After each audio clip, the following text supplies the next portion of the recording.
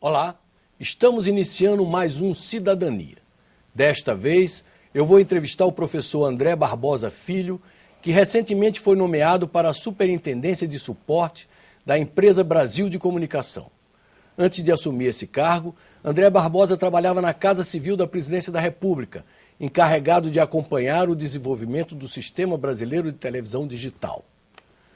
André, para começar a nossa conversa, eu queria que você fizesse um balanço em que pé está o processo de implantação da TV digital no Brasil e também em outros países da América do Sul. Armando, um grande abraço para você, a todos os telespectadores do programa Cidadania.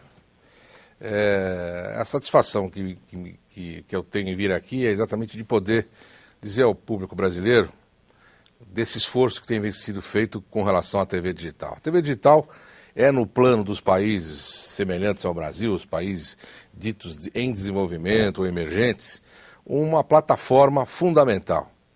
Diferentemente de países como os Estados Unidos, em que a televisão em si, como linguagem, é muito importante, mas ela hoje está baseada na televisão por assinatura. Nós só temos 9% da população coberta exclusivamente pela televisão aberta, televisão que não se paga para assistir. No Brasil, ao contrário, nós temos 98% de cobertura domiciliar com televisão aberta, televisão gratuita e transmitida pelo ar. E isso é importante que a gente, nesse momento em que existe a migração digital, tenha uma política específica para atender esse enorme contingente populacional, que recebe, às vezes, de maneira única a informação dentro da sua casa através desse veículo de comunicação. A importância da digitalização não se resume apenas à questão do sinal e da abertura, mas também dos serviços que você pode prestar com a TV digital. E nós vamos falar isso ao longo do programa, mas nesse momento nós estamos exatamente nesse ponto. Nós já temos 45% de cobertura do território brasileiro, apesar que esse 45% não representa 45% da população, significa contingencialmente uma proposta de cobertura desse número. Mas ainda nós temos necessidade de alguns passos. Entre eles, por exemplo, a questão do financiamento das emissoras, principalmente as médias e pequenas, a maioria delas emissoras que têm uma característica de ser empresas familiares, que precisam... Financiamento para a adequação, a compra de equipamentos... Isso, as torres, transmissores, sim. E tudo isso há necessidade de um apoio, e o ministro Paulo Bernardo está empenhado nesse momento em discutir esses temas, já que, por exemplo, o presidente Lula, em 2006, liberou R$1 bilhão para o programa da televisão digital junto ao BNDES. Mas nós encontramos algumas dificuldades para a liberação desses recursos. O banco é muito rígido nessa liberação em termos de garantias, em exigir garantias, o que é perfeitamente aceitável, né? Essa é a posição do banco mesmo, com dinheiro público. E, evidentemente, nós temos que flexibilizar um pouco essa relação na medida em que possamos ter programas, por exemplo, no qual a carga tributária devida por essas empresas, seja no âmbito municipal, estadual ou federal, possa ser abrandada um pouquinho e ser renegociada e refinanciada. Essa é uma das questões. Então, esse financiamento, para mim, é fundamental. Mas você diria que o processo de implantação da TV digital está atrasado? Não, eu acho que ele está dentro do prazo mundial.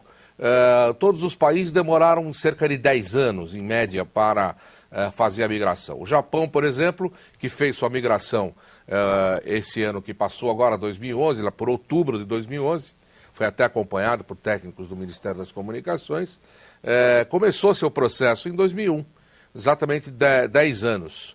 A Europa também começou em 1997, 98, agora Portugal inicia o processo, a Inglaterra adiou para o ano que vem, a Espanha ainda está terminando o seu processo, fez um processo escalonável, então nós não estamos fora. O México... Ou seja, em 2016, provavelmente, o sistema analógico será desligado. A nossa expectativa é positiva nesse sentido. Agora, temos um caminho árduo à frente. Um deles é esse financiamento, e não é só isso. Nós temos que criar a condição de criar um tripé, que um é a infraestrutura, que depende do financiamento. A outra é exatamente você ter o aparelho de recepção na casa das pessoas, ou seja, programas que possam facilitar a aquisição de aparelhos digitais, sejam televisores, sejam aparelhos conversores externos à televisão, os famosos set-top box, e isso é um preço barato e que esteja integrado a outros programas, por exemplo, para o pessoal entender, a TV digital precisa da caixinha para que você receba o sinal na sua televisão que você tem hoje na sua casa. Você não precisa comprar uma nova televisão se você não tiver recursos para isso. Se você tiver uma caixinha, comprar uma caixinha que hoje está por volta entre 100 e 200 reais, que para mim é um preço muito alto ainda, acho que nós precisamos chegar a um preço mais baixo, e ter um programa de aquisição de alguns milhões de set-top box para criar escala e baratear esses custos, você teria a possibilidade então de preencher o segundo aspecto dessa migração, que é a questão das pessoas terem o receptor na sua casa.